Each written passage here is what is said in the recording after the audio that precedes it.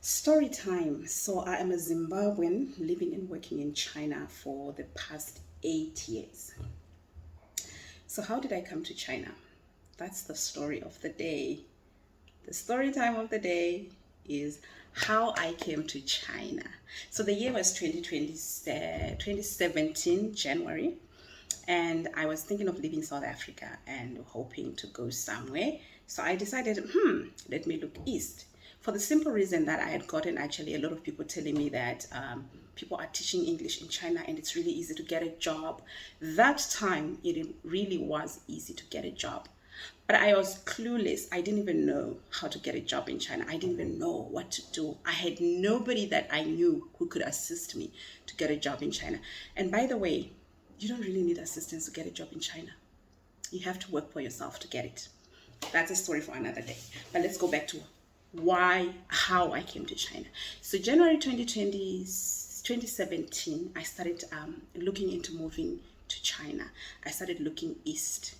And I was staying in South Africa, Johannesburg by that time.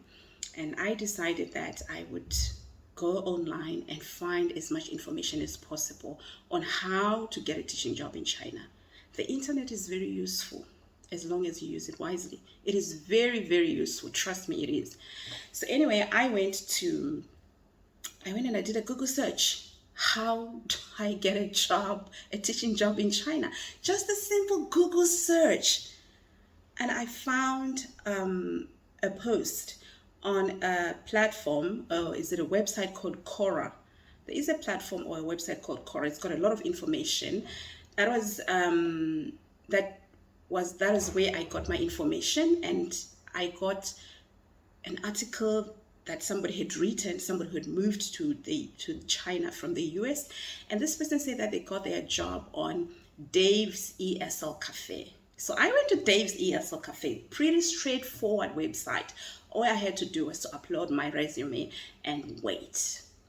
I didn't even have to wait long. Just after uploading my resume, I think I waited for just a couple of hours. I started getting notifications from my email. And that was people responding to my resume. Schools in China, agents in China, they were responding. They were asking me to set up a job interview. This was all new to me. Then I couldn't even understand why is everything moving so fast? But now that I've lived in China for 8 years, I totally understand what was going on there.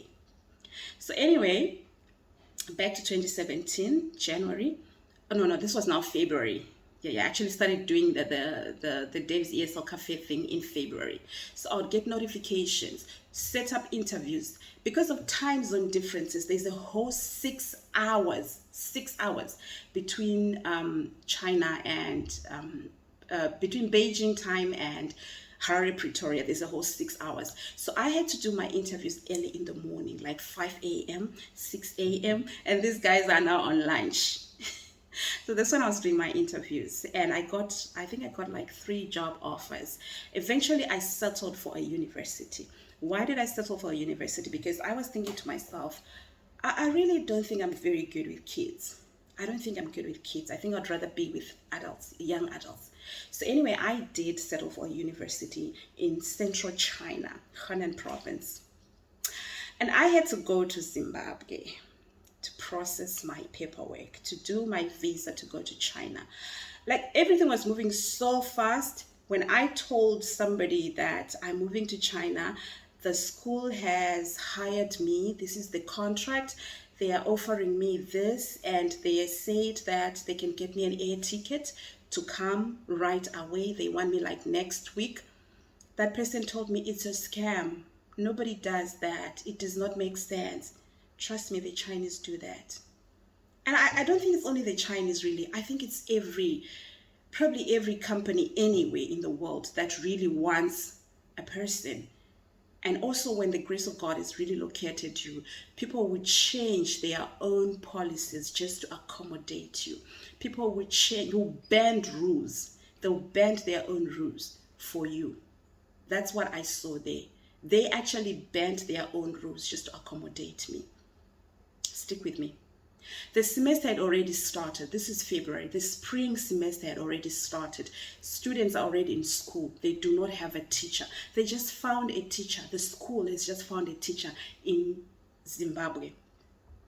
And it takes a whole month to get a work visa for a teacher.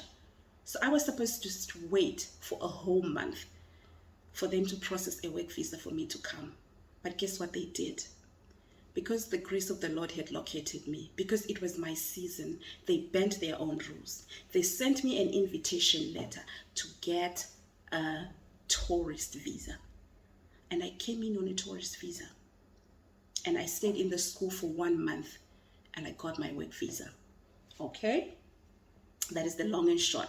But all I'm saying is when the Lord has really when the Lord has really remembered you, people will bend their own rules just to accommodate you. Always remember that. People will bend their own rules just to accommodate you. So there I was. I went to Zim. I processed my visa. These guys bought me the tickets. And because I had applied while I was in SA, they actually bought me tickets from Johannesburg to the city where I was going, which was Zhengzhou, central China. Henan province.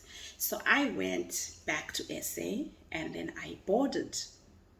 Yeah, I went back to SA and I boarded from OR Tambo and I used Cathay Pacific.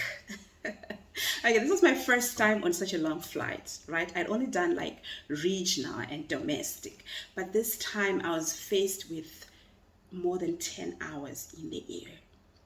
Right. Remember I said it was February and the spring semester had just started. The plane was full of teachers going back to their posts. It was full South Africans going back to their posts. Some were going to Japan, South Korea, Thailand, mainland China, Hong Kong, Singapore, all these guys. It was full to the point that one air hostess approached me. She's Indian, South African. She said to me, I see my people are going. You guys are holding green passports. Where exactly are you going? When I see the green passport, I know these are my people. So where are you guys going? Like, honestly, I also want to go. Then I told her, well, we are going to teach in China, basically Asia, really. And then she's like, oh, okay, it makes sense. It's the spring semester that just started. Then it didn't even make sense to me. I couldn't tell what she was saying, what spring semester. But now I know what a spring semester is. So I went. I got to Hong Kong, and when I got to Hong Kong, I got a message from the school, and they're saying, welcome to China. And I said, thank you. And they said, did you eat breakfast? Like, I landed in the morning, like just after 8 in the morning. We left South Africa about 1:45 in the afternoon, and we got to Hong Kong about 8:45 in the morning. So they sent me a message, did you eat breakfast? And I said, no. And they said, no, you need to get food. Breakfast is the most important meal of the day. Trust me, the Chinese are very conscious about their breakfast. So I said, okay, fine, I'll get something to eat. And then I connected from Hong Kong to mainland China. You will constantly hear me saying mainland China because Hong Kong is China. Okay, so when you're in Hong Kong, you're already in China, but there is what we call mainland China, which is the China that we all know, the Guangzhous, the Shenzhen, the Beijing, the Shanghai. That is the mainland. So I am in the mainland. I'm not in Hong Kong. So now I was connecting from Hong Kong to the mainland. Okay, and the flight was it was about 2.5 hours to central China where I was going. I got there, but now because somebody had told me that it's a scam, this can't be true, I was now very anxious, and also I was now very vigilant. Trust me, I was vigilant about my surroundings. When I got to the city where I was going, I found some students waiting for me from the university. I only learned later on that they were actually university students from my school that I was going to. So when they saw me, they shouted my name, and then they got my bags and they started walking fast. Like the Chinese walk fast, guys. They just walk fast. I don't know why, but they just walk fast. So they started walking fast, like ahead of me. I'm like, oh my God, these kids are stealing my bags. So I started following them, and we got to the car. I took a picture of the car registration. Like, I was vigilant like that. Even the kids, I took pictures of them. Yeah, they had actually drilled into me that you're being scammed. You are going to end up in a ditch somewhere, the kind of thing. So I took a picture of the kids. I took a picture of the vehicle. I took a picture of the driver. So we drove from the airport towards the school. But before we got to the school, the kids told me that these were English major students, so they could speak English. They told me that, teacher, we've been instructed by your dean to take you to China Unicom to get a SIM card so that you can phone your family and tell them that you've arrived safely. I said, wow, how thoughtful. So we went to China Unicom and I got my SIM card, which is the SIM card I'm still using today. The same number, the same SIM card. This is my 9th year in China. I'm still using that same one. And then from there, they said, from there, we were told that we should go with you into the shops to buy some blankets. We went into shops, we got some bedding, and they said from there, we were told that we should take you to the bank to open your bank account. By the time we got to the bank was closing. So they said, okay, come back tomorrow. Remember I said I'm on a tourist visa, right? I'm on a tourist visa, guys. A tourist visa for 30 days. Here I am going to open a bank account. I said, when the Lord is on your side, people will bend their own rules to accommodate you. Don't ever forget that. When the Lord says yes, nobody can say no. No one will say no to you for as long as the Lord is on your side. So we went into the school. And then I was shown my apartment. It looked very untidy. It looked like somebody had just left in the morning to go to work. So I'm asking these kids, like, am I sharing with somebody? They said, no, you're not sharing. Then I'm like, okay, so what's with all the shoes and all the clothes and all the everything that's in this apartment? Like, looks like somebody just walked out today and went to work. They're coming back. And they said, actually, the teacher left.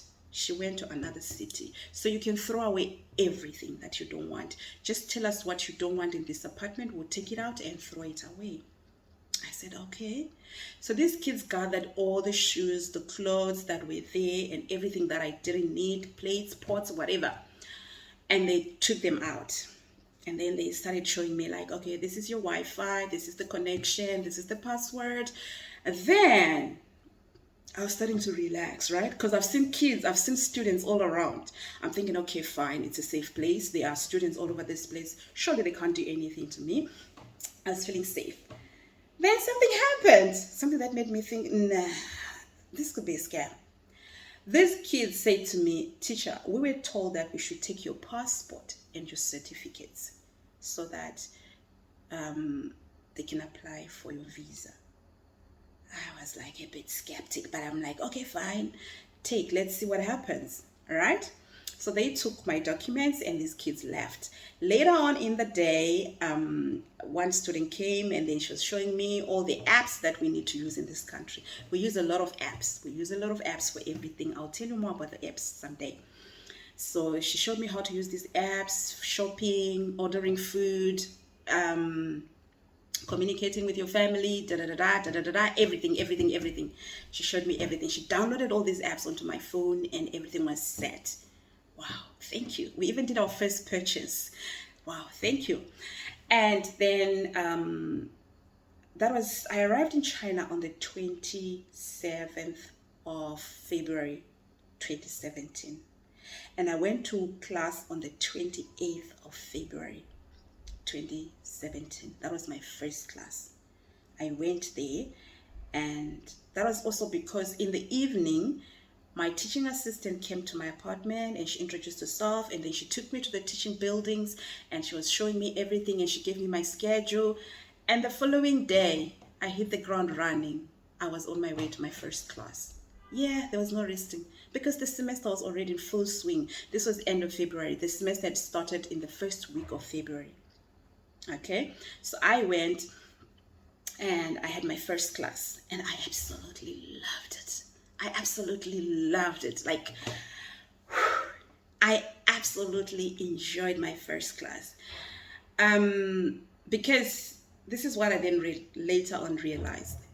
I was probably the first black person these kids had seen, you know? Okay, not black person, but a person of color that these kids had seen. I probably was, I don't know why I keep calling them kids. These were like first year students and second year students. Those were the ones I was teaching. I was teaching first year students and second year students. First year students are usually 18 years old, 19 years old. And second year students, 20, 21. Those are the second year students, 19, 20, 21. Those are second year students. So I call them kids. All right. So these guys had never seen a person of color before. This was their first time, and they were super excited. I fell in love with the students. Honestly, I don't want to lie. I fell in love with the students. I was just like, wow, this is so nice. I looked at my schedule. I was only teaching for 16 hours a week. I absolutely was thrilled at the idea of just 16 hours a week. Wow. I even had days when I didn't have to go to work. And there was even a time when some students would go away. Some of my classes would go away to a retreat for 3 weeks, and I didn't have to attend class for those 3 weeks. So I absolutely loved it. And I also looked at the city. Right. So which city did I find myself in first? First of all, I went to Henan, which is central China, and I was in Zhengzhou City. Zhengzhou City is the provincial capital of Henan province. It's a beautiful, beautiful city, and it's famous for noodles. Yeah, those guys have noodles, all shapes and all colors and in all sizes. They make them whichever way you want them. They know their noodles very well. It's also famous for the Shaolin Temple, which is also a UNESCO heritage site. That's how famous this Shaolin Temple is. If you know Jet Li is a graduate from the Shaolin Temple. They actually train kids Kung Fu. It's the home of Kung Fu, this Shaolin Temple. It's the home of the monks, and it's the home of Kung Fu. It's got a very rich culture. It's got a very, very rich culture. So that's where I was. And the city is also known for the Yellow River. Yeah. The Yellow River is actually called the mother of rivers or something, the mother of Chinese rivers or something like that, but it's the mother of something. So yeah, that is the city that I found myself in. It's absolutely beautiful, and it's in the center of China.